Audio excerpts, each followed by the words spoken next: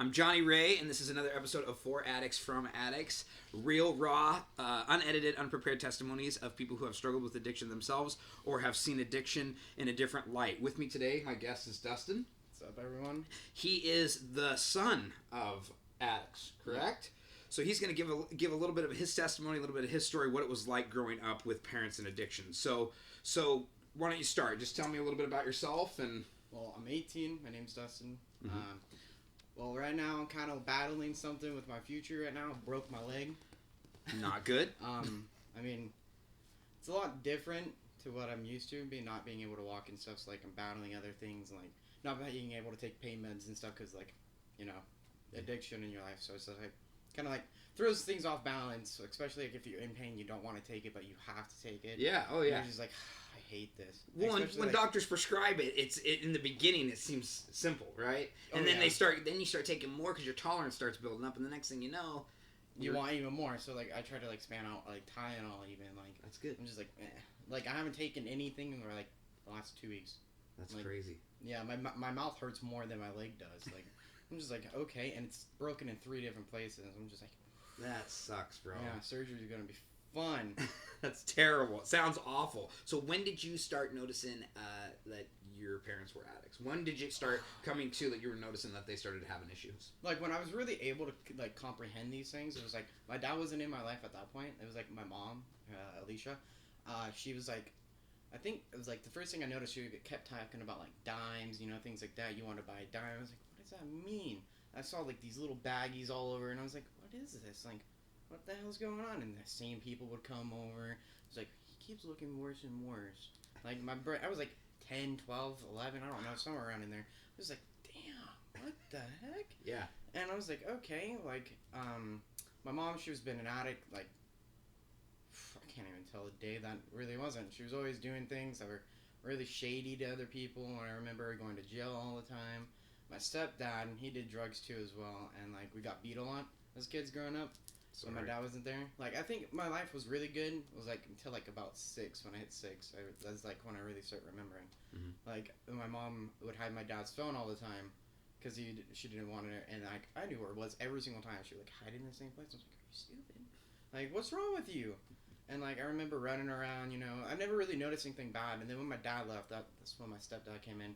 And, like, all these other dudes kept coming in and stuff. And I was like, the hell's going on here? And like I remember like just thinking like, God, I hate my life. And my uncle David at the time, he was like the one person that I had when my dad wasn't there, and like he would come and take me over to his house, and you know I could spend the weekend there, and then I would have to go back because of school, even though I went to like 30 different schools, you know. Oh my God, yeah, in the same area too. It's not like it's different states and stuff. It was like in the same state within like a good 50-60 mile radius of just different schools. Like. Wow. It was horrible, and I was like, God, dude, I just wanted to be, you know, normal, you know? Yeah. Never had that. My brothers were all in gangs. My brother, Brandon, he's in prison for life. Like, my brother, Joseph, he's off. Yeah. Like, my entire family's just kind of up there in, like, the radar stats. Like, it's pretty bad. What's interesting is, so, when I first got here, I've never met you before. Yeah. Right? And you're very presentable.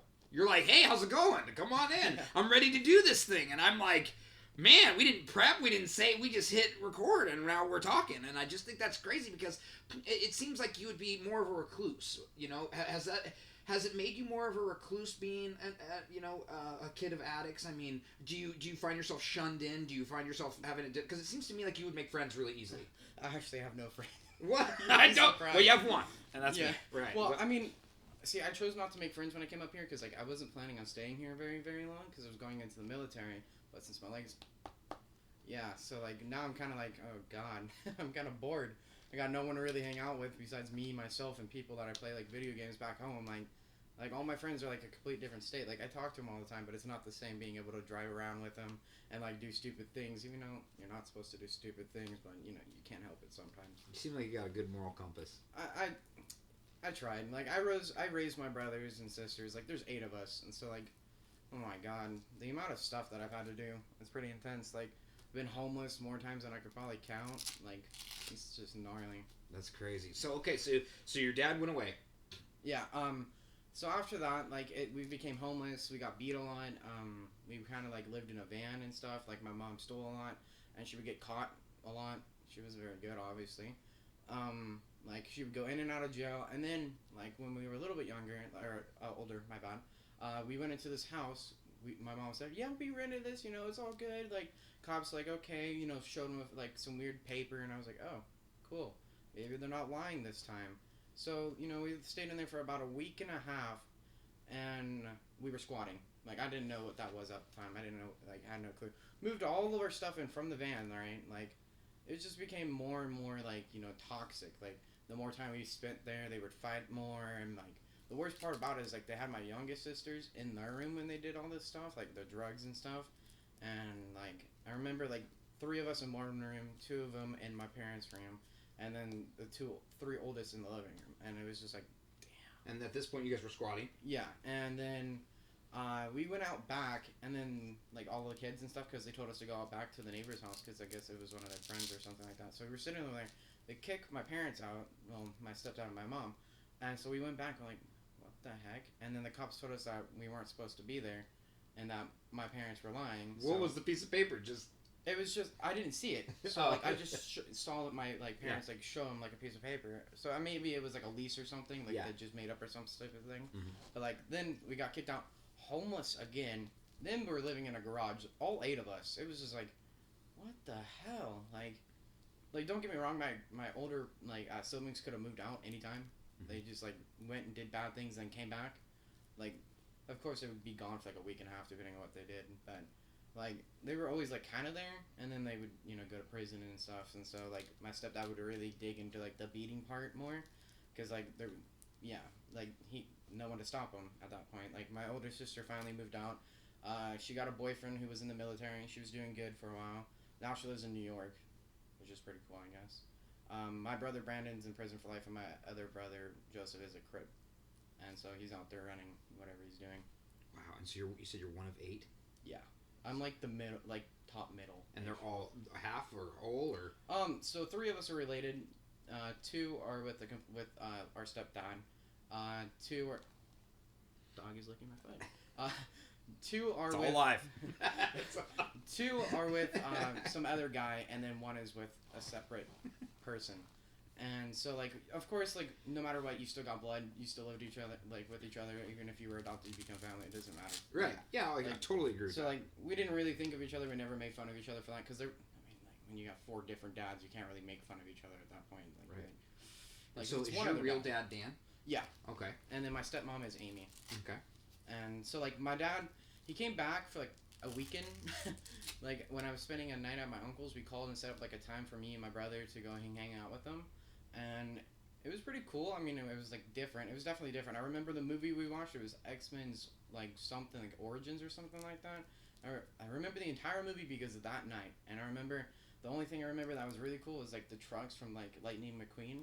At night in Cali when you see the backlights. Yeah. And they would live, like, close to, like, the railroad tracks close to the highway. We were like, oh, look, it's Lightning McQueen's carrier. Like, all that cool stuff. And, like, that's, like, the most memorable time, like, in that period when I was still living with my real mom.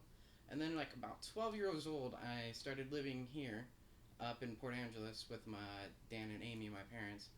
And so, like, it was going good. 2 years, 2 years pretty good. And then just slowly curving in. I was like, I'm not going to even say anything. My brother, my sister Morgan and my brother Nick had no clue. They were oblivious the entire time. I was just like, at that point, I was doing stupid things. I was hanging out with this kid, and we would just go running around, ghost a bike down the street and chase after the bike, and throw water bottles at each other. Like, one time, accidentally hit a cop car. Then we ran. That probably shouldn't, But it is. It is what it is. It's real, and that's so important with these stories. Yeah, man. And then, like, about 2 months after, like, the 2 years, like, we became, like, kind of, like, homeless, living in, like, a hotel and stuff, trying to, like, work away to get, like, a 3-bedroom house, and then at that time, they were still doing drugs and stuff, and it was supposed to be for a week, and they told me, like, after, like, and then it just kind of, like, progressed to being more, because, like, there's no way you can stop, and so, like, then, like, we got the 3-bedroom house, kind of lost that due to the fact that, couldn't pay for it, because all the drugs were, running through that, parents were fighting every single day, like, it was pretty gnarly. Like, trying to go to school during that time was pretty hard. I can't imagine. Like, It was and I couldn't hang out with my best friend Zach because he said, cuss words at my parents, said screw, because he knew what was going on, like, but like at the same time, you don't have that, right to cuss at someone's parents, and then I didn't get to hang out with them for 3 months, and then my parents were RIUing for those 3 months, then we became homeless, like, I had to beg for gas all the time, money, like, stealing food was a big thing at that point, and like, I remember, like, my parents, like, the only thing I really despised, like, at that point, like, my dad made me do was, like, walk through Walmart while he put video games in my backpack. Like, I remember, like, I was like, damn, like, why me? Like, couldn't it have been Nick? Like, fudge. But, like, I remember walking out, and he's like, run, run. I was like, oh, God.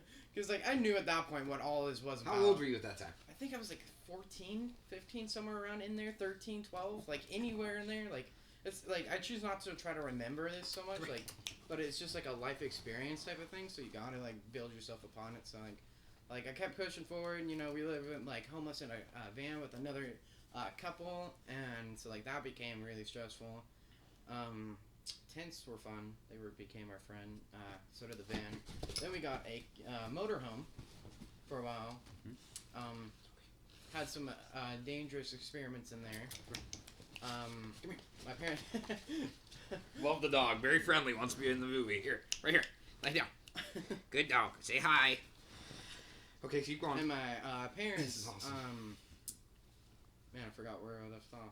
You were living in a we van with another couple. Yeah, and then after that, after we lost that, we moved into, like, a motorhome. And it was just, our family at that point. Me, Nick, my mom, and my dad. And so we progressed through that. It was a good time, but besides having to beg for gas still for food and stuff like that. But at least we had a roof over our head, right? Well, there was this one day that I can't get out of my mind. The simple fact, like, my mom ripped off my sister's drug dealer. And we were on, like, a high-speed chase with a drug dealer. And I remember telling my mom, throw some salt out the window. Maybe he'll think it's... I was like, wow. I absolutely... Dude, first of all, I have to say this. You are an absolute inspiration. Because your perspective on this... Dustin, this is unbelievable. The way you talk about it like it was normal life is truly remarkable to me. I remember that story. I remember them telling the story about them ripping off their drug dealer. And... Yeah. I can't remember if in the video they mentioned that you were in the car. They might have. I think they tried keeping us out of, like, me and my brother out of it. Yeah. Because I think my parents were probably expecting me to do something like this. But, like, I remember the main thing was my dad hopped out of the car, like, thinking it was the drug dealer's fault, like, with a crowbar. That's what he said. He's like, get away from me. I know I stole your stuff, but yeah, like. I got my kids in the car, in the motorhome, and I was like, but you ripped him off. What were you expecting? Right. Yeah. And then so, like, after that, they had their, whatever they needed for a while. And then, the worst parts is, like, they're coming down. Oh my God, they would fight like hell, man. Like, I remember, like, my mom, like, when she was coming down, she would always kind of, like, be kind of rude to, like, me, Nick, and my dad. Well, of course to my dad, but that's just normal. But, I remember the one thing, like, the main reason, like, my brother was kind of scared of my mom was, like, because she broke his tablet. Like, the one thing he had left, and just threw it. And, like, you don't really think about those things after. Like, I remember, like, kind of, like, my brother was trying to run away somewhere else because of this. And I was like, Nick, we gotta stay here. Like, we found places to stay with, like, certain people, but they were obviously, doing the same thing. Like... It was pretty gnarly. Like, there was this one night, there was this lady that was drunk and that was about to OD on pills, and me and my brother saved her life. Like, we followed her to, like, we're talking to her, and she was like, yeah, I'm okay. And I was like, are you sure? And she just, onto the ground, and just foam out the mouth. I kind of picked her up like this, and I was like, kind of, like, rubbing, like, her neck and her side, and I was like, are you okay? And she was like, so we called the cops. We were there, like, really quick. Like, I was like, wow. And so he picked her up, and I was like, oh, you forgot her phone. And he's like, and one of the EMTs walked over to me and my brother and was like, you just saved a life today. And I was like, So me and my brother, like, ran over to the, like, mobile home, like, good, like, 4 or 5 blocks, just nonstop run saying that we saved a life. My parents, nothing. Like, but, because you're not thinking about it, Like, right.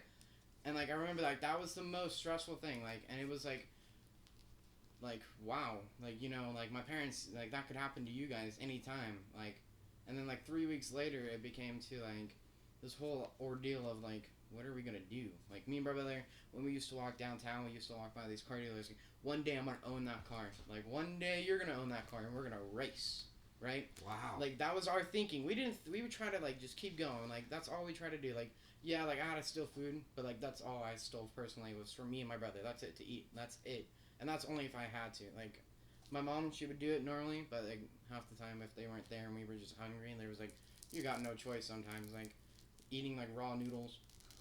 Yeah. I can't imagine. Yeah. So after all this stuff that you just talked about, when did you see them clean, and how has that affected your life now that they're clean? Like today? Yeah, like today. When I first came up here, like when they first came down there to get my brother because he ran away, he was doing stupid stuff. I'm sorry, keep going. My phone should have been off. My apologies. It's fine. That was so rude. I'm sorry. I usually turn my phone off, but we just jumped into it. So yeah. Yeah, that's kind of my. Yeah. So man, I kind of forgot. So yeah. Okay. So when they got clean. Oh, so when they got clean, it was kind of nice. When they first came down there, my brother was doing bad stuff and not really like, making the right decisions. So they took him up here, but like the night that they came down there, like my girlfriend was there down there at the time, and she wanted. Not a lap dog. You're bigger than a lap. Oh, there you go. There you go.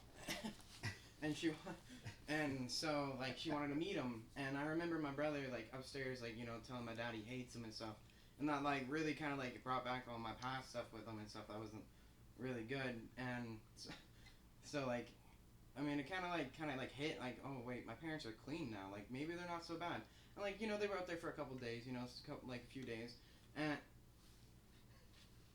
how's that feel?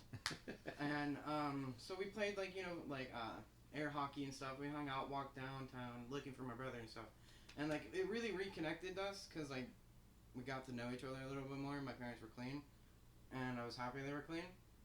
And, I mean, like, it was definitely different. I definitely want to hit my dad at that point. I wanted to hit him. I was like, that was the first thought. And I looked at my friend, and he's like, no. And I was like, I'll just give him a hug.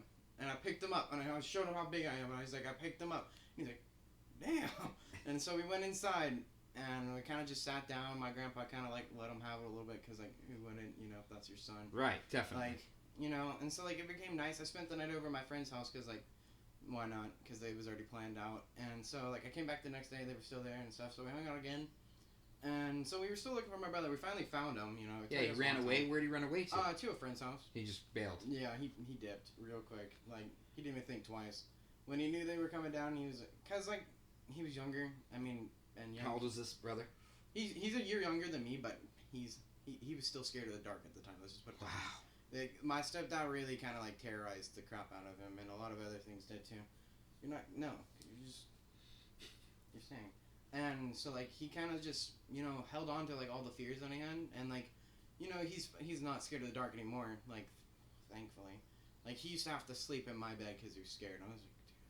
Is that from the trauma? Is that from it's just from everything. Like when you're stuck in a van and a room together your entire life, you just can't let go of certain things unless you have like really like the mental strength to do so. Like me, it doesn't matter. Like I came up here to like know the clean parents again. Like to know my parents and stuff again, and to just like do me really, and to see what like this is all about and like. So like that's kind of like the main thing. How have you not become an addict yourself?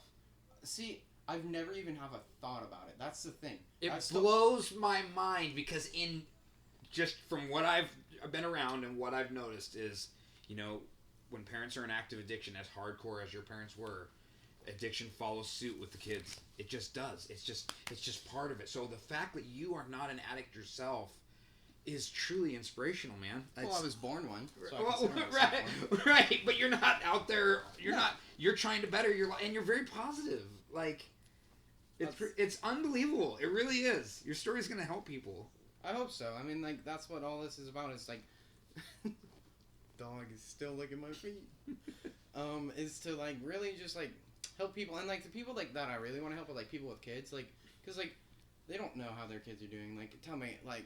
The worst thing is knowing is like when you're in high school and your parents miss your prom, your first girlfriend, your first breakup, all those little things, those things actually matter. It may not like look like it matters, but those kids are learning something from that, regardless if they think they are or not. Like video games, those are helping kids, like especially like in this predicament that I've been in. Like that's the only thing I had. That's the only thing that hasn't been fake to me. Like so like that kind of helped me a lot too, like making friends over, you know, like because you'd be surprised, like some of my friends that I talk to that live in a complete different like state, like on the other side of the country, like they've gone through the same thing. Like they don't have their parents anymore. Like I'm lucky that I got mine back. Like they could have OD'd or anything. Like and then I would have been stuck with my grandparents. Like I mean, it's not like it's a bad thing, but like I love my grandparents to death. They were kind of strict, but you know it is what it is. And that's probably the main reason why I am the way I am, though, too. Definitely. Were they not? They weren't addicts at all, your grandparents? No, I don't think so. My grandpa used to drink a little bit. That's about it. He doesn't anymore. He doesn't even smoke anymore. He quit for my dad. So good for him. So have you been able to rekindle your relationship with your parents now? Yeah. I mean, you're still obviously going to work on it. And it could take a really, really long time. Oh, with kids, I mean, especially younger than me. Like I hated my parents for like 3 years ago. I didn't even want to speak to them. I blocked them. I cussed my dad out. Like the last thing I said was, I think fuck off. And I blocked him. And that was the last thing he heard from me was just fuck off and a block. Like I mean, honestly, you're at that point you're like, damn, like I don't know if you really thought about it, but like I was like, damn. Well, I'm just gonna go in my room. That's it. And then I sat there and I was like, should I unblock him? Nah. He doesn't care about me, you know? I mean, obviously deep down inside, you know, you may not, like, know that, but they still care, but, like, they're not thinking about you like they are, you know, but your drugs are so much more important. Oh, it becomes everything, man. So I was a junkie for 20 years. I was fortunate not to have children in that whole situation, but that's always seems to be one of the most difficult things we come across is kids with parents who are in active addiction.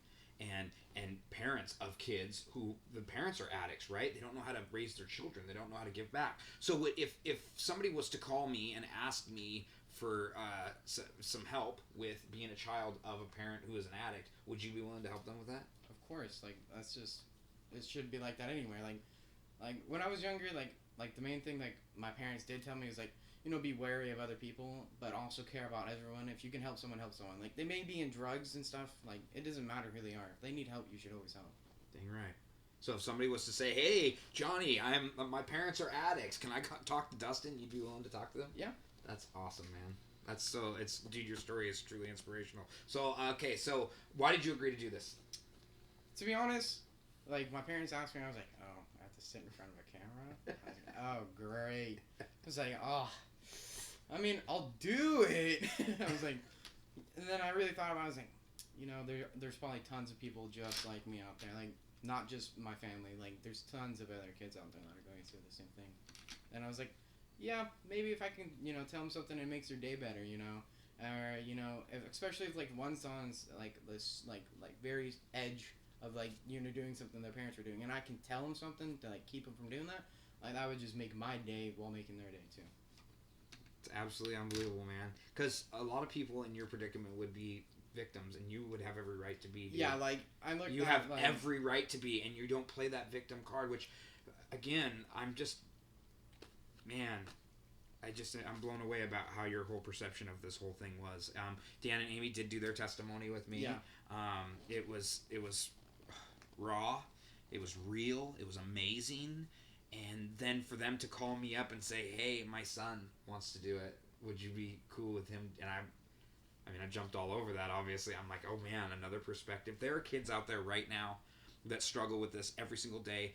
There are more addicts in the world, in my opinion, than non-addicts. There are more kids with parents who are in active addiction than non. To be able to have a different outlet and a different grasp and a different view of what's going on in their lives is absolutely amazing. And Dustin, I seriously, I commend you, man. Your whole persona just seems like right now, so where do you live right now? You live at a? Clean and sober house, which is, yeah, and so how's that going?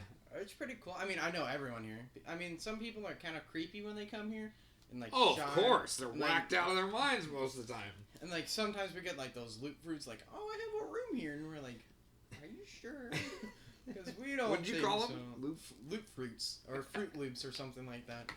like they're extra fruity today. Something's going on, and they'll come here and they're just like all hell out of their mind. Or like the worst thing is like when people just get out of jail and they come here and they have like everything set, but they get released at midnight.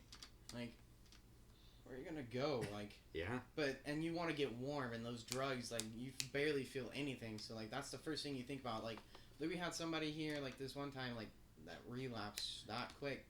Like it just takes a matter of time. Like it doesn't even matter. It could be a second. You could like call someone and they'll be there. You know, like that's what we really need is like something to like really help like people get to like where they need instantly. Because like time is of the essence in like this case. Like if you really think about it. It's amazing. So right now there's this thing. Well, I'm trying to do this thing. It's called 5-Hour Recovery, and what I want it to be is I want it to be a network. I want it to be a group of people with resources to help all addicts in all avenues of their life, whether that be get their kids back, whether that be find a place to live, whether that be getting into treatment or detox. Do you think that's a good idea, and would you recommend doing anything possible to get clean? Anything possible. Well, there's always the diversion center. Plug it. Always plug that. Yeah. Like the best thing to do is to get clean, especially if you got kids, man. Like, you know, it's one thing to do it after they're 18, because then, or when they have their own stability and they can do whatever they need to survive. Then you can do what you want. Like I'm not saying throw your entire life away, but your kids should come first before your addiction. Definitely. And you should do anything in your like area, anything to do to get clean. Like it doesn't even matter what it is. Like if you gotta lock yourself and chain yourself to a wall or do like a pole, like anything, it should be clean. That's how I think about it. So after you get your leg fixed, you're gonna join the military? Yeah, I have to get I believe bolts and a plate put in, and I don't know if I could still join after that with that in there. But they said there is a possible removing of it, so then I could. Wow. Yeah. And this happened how soon before you're gonna go in the military? I was supposed to go in September, but this is gonna push me super far back. And you're still so positive. Yeah. How are you so positive? My mom and my dad are all worried about it. My mom cries. I'm just like, it's my leg first of all. Like I'm not tripping. You're not supposed to be tripping. Like when I talk to Amy, her and I cry about. I mean.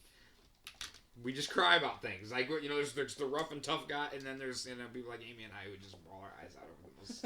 So, we see a commercial that's heartfelt, and we're like, oh my gosh, like the amazing. one about the dogs? Yes. That one gets me. Oh, every time. Oh, man, I hate the way people treat their animals. Well, Dustin, I absolutely appreciate this, and I'm still just blown away by your positivity, and I'm so thankful that you agreed to do this. A different view, a different perspective from somebody who has struggled in the way that he's struggled. For him to be the way he is truly remarkable, in my opinion. So, thank you for watching. If you'd like to share your testimony with me, you can email me at 4addictsfromaddicts@gmail.com. We're really trying to get this 5-hour recovery thing going to give people a different avenue and give people a different resource to be able to get clean. Dustin, again, thank you for sharing your testimony, and thank you for listening. So. Yep. My name's Dustin. Have a good day. Thank you for watching. So good. Natural, brother. Thank you.